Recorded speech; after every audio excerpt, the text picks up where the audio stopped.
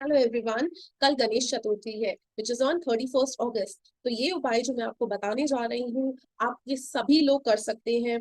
कई लोग सेलिब्रेट नहीं करते गणेश चतुर्थी, जो लोग गणेश जी को घर नहीं लाते, बट उन लोगों के लिए भी ये उपाय उतना ही इम्पोर्टेंट है, उतना ही यूजफुल है जितना बाकी लोग जो गणेश चतुर्थी सेलिब्रेट करते हैं। तो आइए जानते हैं कि किस तरह से आप गणेश चतुर्थी पे अगर ये उपाय आपने कर लिए तो आप इससे सारी चीजें, अपनी लाइफ की सारी प्रॉब्लम्स, कोई भी डिजायर, आप जॉब मैनिफेस्ट करना चाहते हैं, आप लाइफ पार्टनर मैनिफेस्ट करना चाहते हैं, आप जो भी कुछ मैनिफेस्ट करना चाहते हैं, मनी अट्रैक्ट करना चाहते हैं, कोई एग्जाम क्लियर करना चाहते हैं, वो सब कर सकते हैं। बट आगे बढ़ने से पहले, hi, my name is Megha and welcome to my YouTube channel. मैं अपने चैनल्स पे law of attraction video, success stories, techniques, manifestation की रिलेटेड, मंत्रा से रिलेटेड, स्विच वर्ड से रिलेटेड, एंजल नंबर्स एंड बहुत सारी रेमेडीज की वीडियोस बनाती हूँ। अगर अभी तक आपने मेरा चैनल सब्सक्राइब नहीं किया है तो अब कर लीजिए। सो बात करते हैं कि गणेश चतुर्थी पे ऐसा क्या कर सकते हैं। तो गणेश चतुर्थी जो टाइम स्टार्ट हो रहा है वो हो रहा है 31st अगस्त से 9th of September। बट अगर लॉ ऑफ अट्रैक्शन, बहुत लोगों का क्वेश्चन होता है कि लॉ ऑफ अट्रैक्शन से मंत्रास और स्पिरिचुअल रेमेडीज का क्या मतलब। तो लॉ ऑफ अट्रैक्शन जो है, एवरीथिंग इज कनेक्टेड, सारी चीजें यूनिवर्सल है, हर चीज जो है कनेक्टेड है, क्योंकि हम सब एक एनर्जी है। और जो हम एनर्जी जब हम यूनिवर्स से मांगते हैं वो डिवाइन ही तो है, उनकी भी एक एनर्जी है। तो जैसे गणेशा है, या फिर कृष्ण जी है, या फिर शिव जी है, या फिर सेंट एक्सपेडाइट है, ये सारे एक एनर्जीज हैं जिनसे हम अपनी विश फुलफिलमेंट के लिए उनकी एनर्जी से कनेक्ट करके हम विशेस मैनिफेस्ट करते हैं। तो इसमें कोई लॉ ऑफ अट्रैक्शन का नहीं है, बिकॉज लॉ ऑफ अट्रैक्शन भी एनर्जीज को ही मानता है और एनर्जी से के साथ ही काम करता है। फीलिंग्स क्या है? फीलिंग्स भी एनर्जीज है।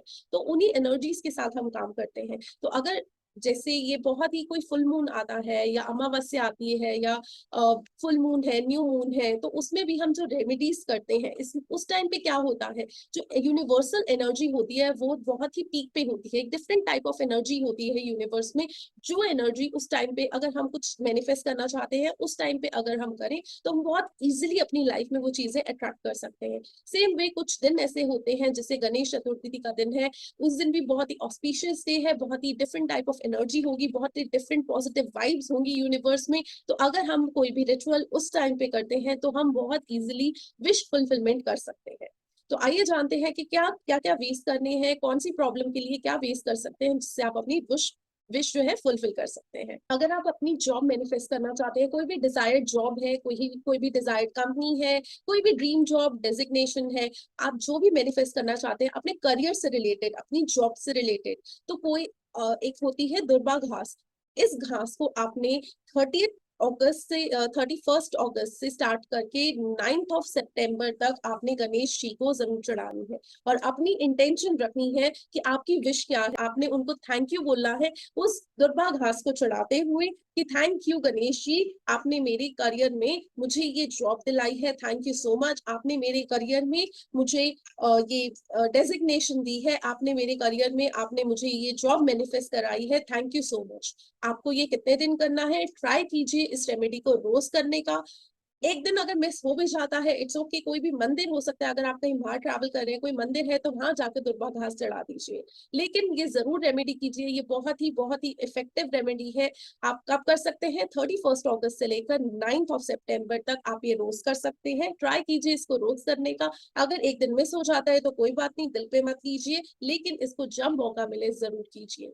दूसरे लोग जो शादी करना चाहते हैं, उनको मैरिज मैनिफेस्ट करनी है बट हो नहीं पा रही है, कुछ ना कुछ अड़चन आ जाती है, तो गणेश चतुर्थी का जो दिन आ रहा है बहुत ही ऑस्पिशियस दिन है। उस दिन आपको क्या करना है?